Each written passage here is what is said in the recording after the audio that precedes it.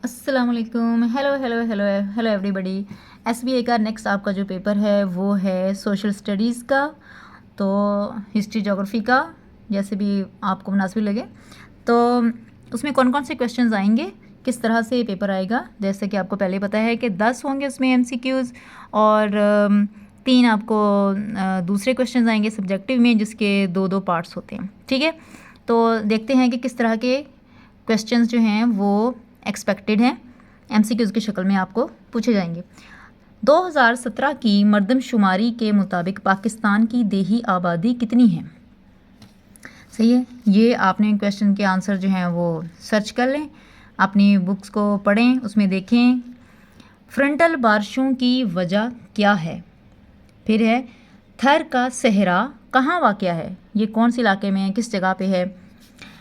Saint की ज़िंदगियों की कहानियों पर लिखी जाने वाली मशहूर किताब कौन सी है? सेंट, सैनेट नहीं है, सेंट है, सूफिया एक जो है। अमवी खिलाफत जिन इलाकों पर काबिज़ रही उनके नाम क्या है?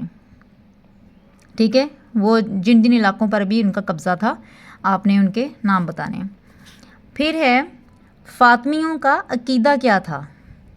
ठीक है, आप अच्छे से इन टॉपिक्स को पढ़ें।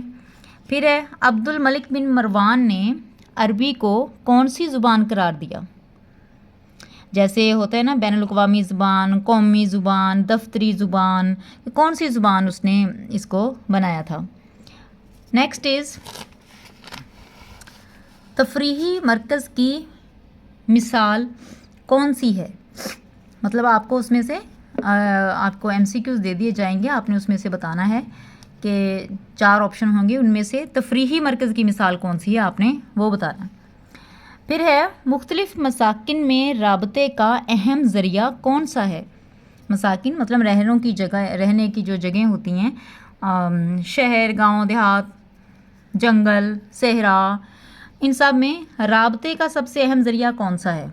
जो ऑप्शन आपको दिए जाएंगे आपने उसमें से बताना है।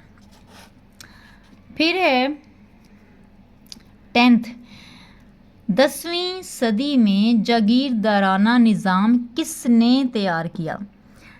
10th सदी ईस्वी में जागीरदाराना निज़ाम किसने तैयार किया?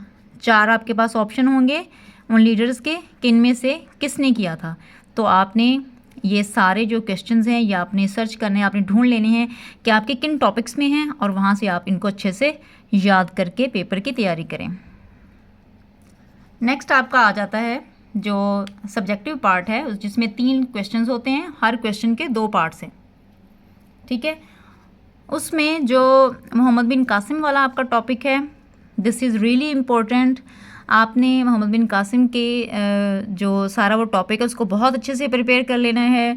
क्या कहते हैं, कहाँ कहाँ पर हमले किए और कौन कौन से इलाके उसने फ़तह किए वगैरह वगैरह, ये सारी चीज़ें आपने बहुत अच्छे से ये सारे टॉपिक को याद, पूरा अगर चैप्टर है तो आपने इसको बहुत अच्छे से याद करना।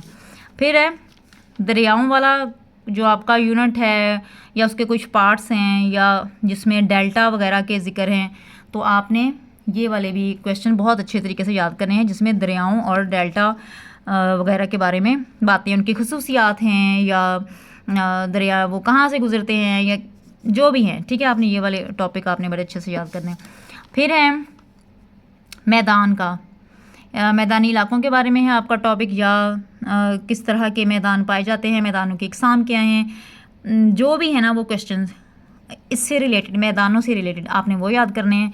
और फिर आपने जो सहरा का टॉपिक है उसको बहुत अच्छे से याद करना है। सहरा में कौन से इलाके हैं, किस जगह पे हैं, जो भी इन सारे टॉपिक से रिलेटेड आपके पास मटेरियल अवेलेबल है क्लास में, आपने इन सारों को बेहतरीन तरीके से याद करना है। और इसके अलावा ये नहीं कि बाकी सारी किताब को छोड़ देना है, आपने उसको भी एक दफ़ा रीड ज़रूर कर लेना है। But these topics are really really important. ठीक है, अच्छे तरीके से पेपर की तैयारी कीजिए, अच्छे तरीके से पेपर जाके अटैम्प्ट कीजिए, और मेरी दुआएं आप सारे स्टूडेंट्स के साथ हैं। अल्लाह करे आप लोग बहुत अच्छे नंबर लेके पास हों, और गुड लक।